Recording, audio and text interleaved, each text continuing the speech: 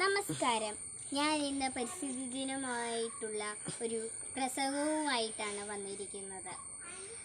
Good morning all. ബഹുമാനപ്പെട്ട sisters, അധ്യാപകരെ, പ്രിയ കൂട്ടുകാരെ, ലോകമെമ്പാടും എല്ലാ വർഷവും ജൂൺ 5 പരിസ്ഥിതി ദിനമായി ആചരിക്കുന്നു അല്ലേ? പരിസ്ഥിതി പ്രശ്നങ്ങളെക്കുറിച്ച് അവബോധം വളർത്തുവാനും പരിഹാര മാർഗങ്ങളെ കണ്ടെത്തുവാനുമാണ് പരിസ്ഥിതി ദിനം ആചരിക്കുന്നത്.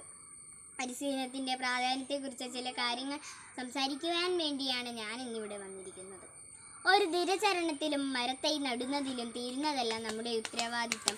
സാന്യമല്ലെന്നുള്ള തിരിച്ചറിവ് നമുക്കുണ്ടാവണം. സഹജീവികളോട് കരുണയില്ലാത്ത പ്രകൃതി ചൂഷണമായും തീരാത്ത ആർത്തി, എല്ലാ പരിധികളും ലൈംഗികമാക്കുന്ന മാലിന്യക്കിരണം എല്ലാ കുട്ടി മനുഷ്യനെയും ഇഞ്ചിഞ്ചായി കൊല്ലുകയാണ്. പരിസ്ഥിതിയുടെ സാന്തുലിതാവസ്ഥയെ ആകെ താളം തെറ്റിക്കുന്നു. ആഗോളതാപനം എന്നേ വലിയ വിപത എന്നെ തുറച്ചു നോക്കിയിരിക്കുന്നു.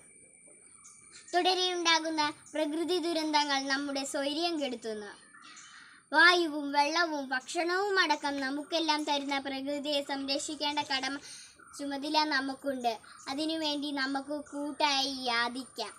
എൻ്റെ ഏറിയ വാക്കുകൾ നിർത്തട്ടെ. നന്ദി, നമസ്കാരം.